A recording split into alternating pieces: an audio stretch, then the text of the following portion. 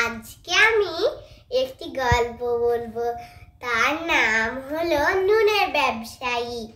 এক গ্রামে একটা চাষির একটি গাধা ছিল। সে নুনের ব্যবসা করত।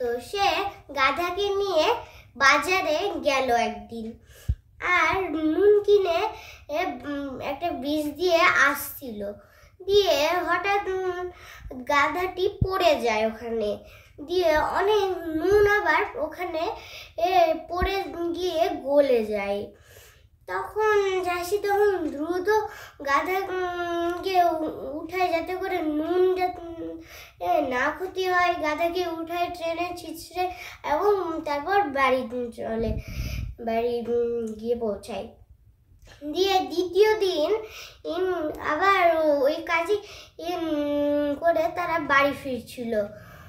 তারপর গাধার তখন একটা দুষ্টুমি বুদ্ধি আসে যে আমার বোঝাটাতে কত ভারী, কতগুলো নুন আছে, কিন্তু আমার মুখে শুধু পেটটা ব্যথা করছে, মালিক কিন্তু আমাকে সাহায্যই করছে না। দিয়ে সে ইচ্ছাকৃতভাবে পড়ে যায় যাতে করে তার বোঝাটা একটু কম হয়। দিয়ে আবার অর্ধেক গলে যায়। দিয়ে সেটা তখন গাধাটার চালাকিটা বুঝতে পারে।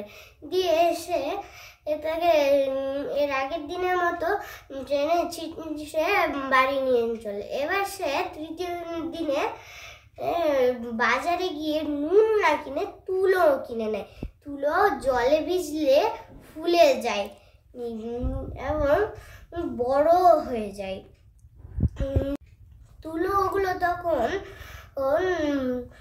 বড় হয়ে যায় এবং ফুলেও যায় আর ভারীও হয়ে যায়।